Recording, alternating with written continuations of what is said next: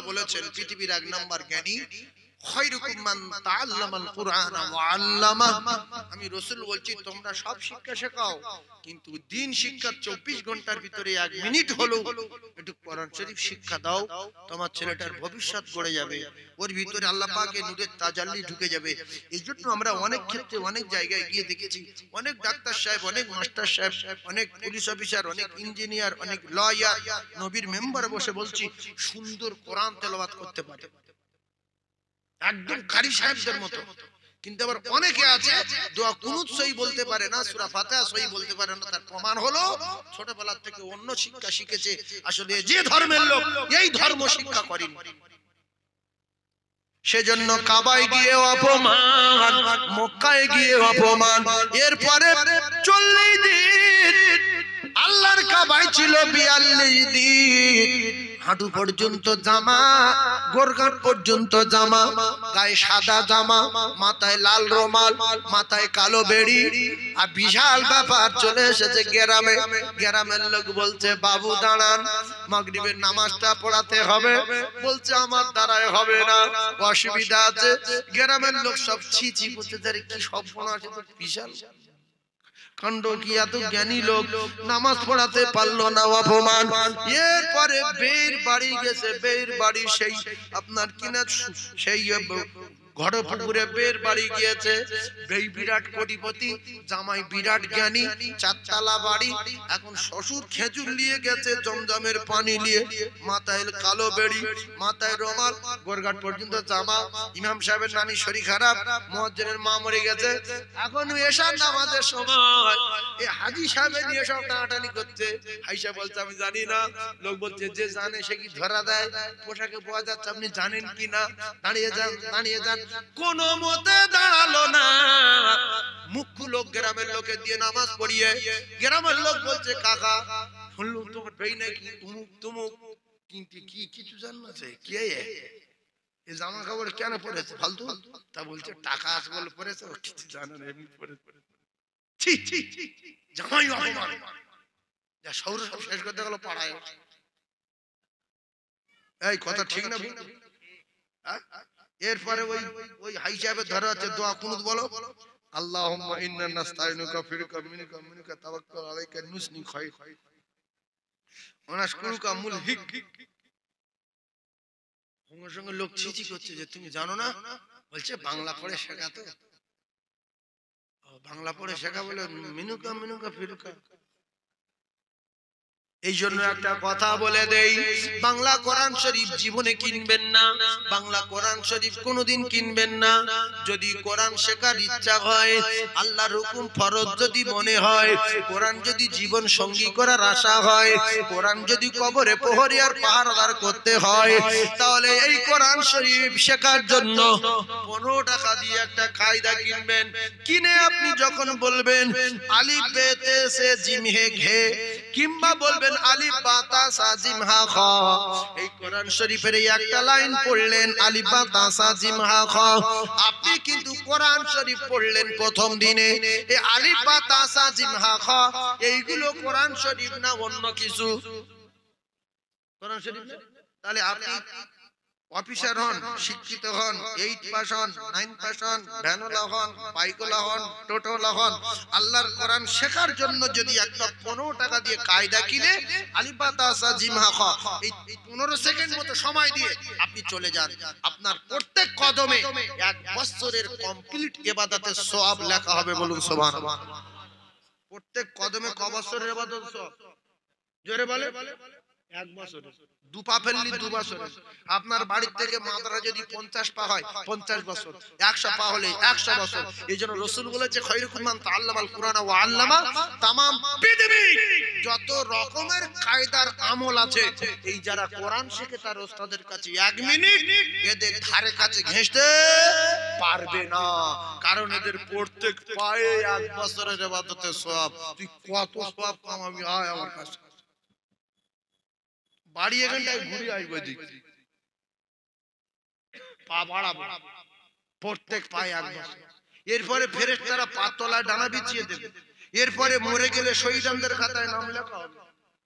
আপনি মাদ্রাসায় ভর্তি হয়ে সপ্তাহে দুবার আসেন, একবার আসেন, বাজারে গিয়ে মরে গেলে শহীদ, মাছ ধরতে গিয়ে মরে গেলে শহীদ, জাল ফেলতে গিয়ে মরে গেলে শহীদ, অ্যাক্সিডেন্ট করে মরে গেলে শহীদ, শ্বশুর বাড়িকে মরে গেলে শহীদ। কারণ আপনার নামটা তলাবার খাতায় লেখা ছিল। জোরে বলুন। কার খাতায় লেখা? তালবেলেম, তালবেলেম, তালবেলেম। যারা মাদ্রাসায় পড়ে এদের তালবেলেম।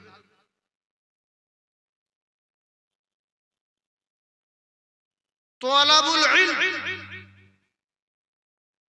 এইগুলো যদি না বুঝতে পারেন তাহলে বুঝবেন যারা মাদ্রাসায় পড়ে এরা পৃথিবীর এক নাম্বার আমলে, পাওয়ারে, সম্মানে।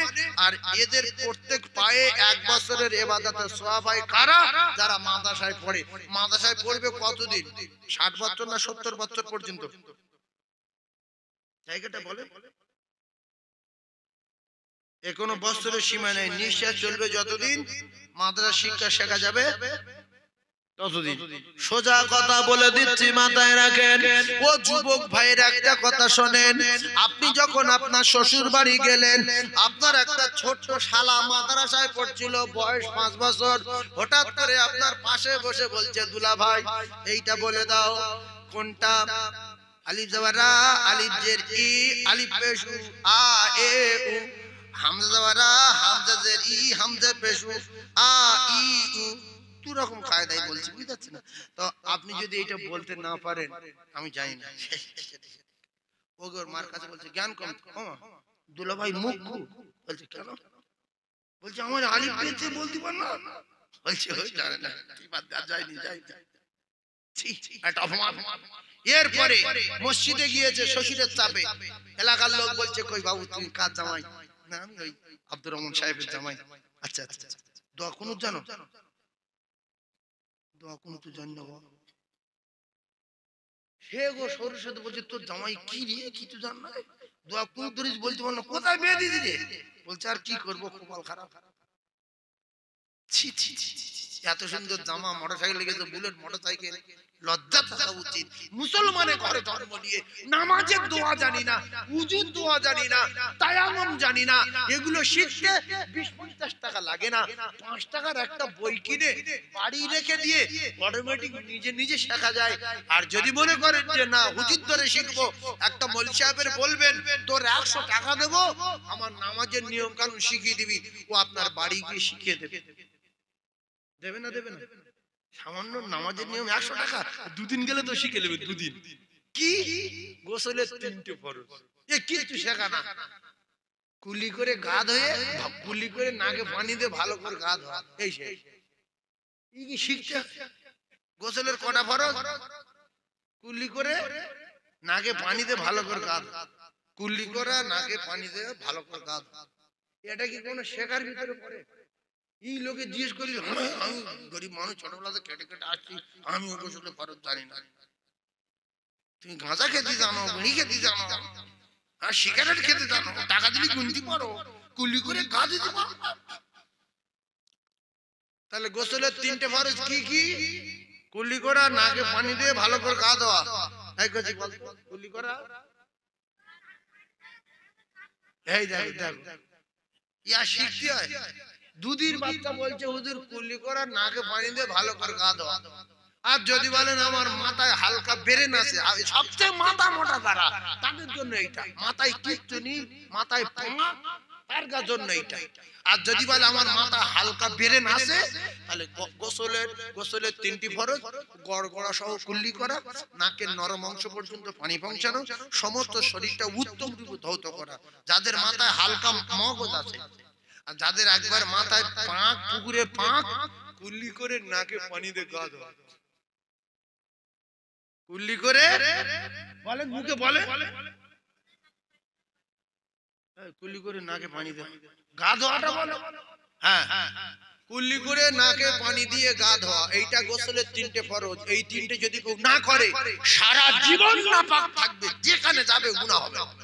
মসজিদে গেলে মাথায় গজব পড়বে, কারণ 10টা সাবান মাগলে আপনি পাক হবেন না, এই 3টে জিনিস যদি না করেন।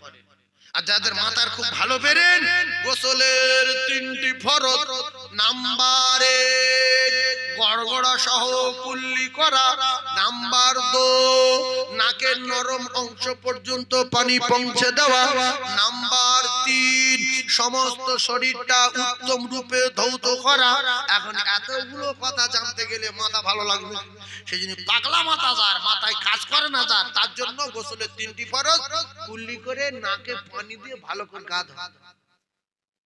এই 3টে মনে থাকবে? থাকবে তো? তুমি বলো তো দেখি, বলো কুল্লি করে। তুমি দুটো বলছো কেন? বেশ তালে পড়ে গেল এখন, সে কিছু বলছি না।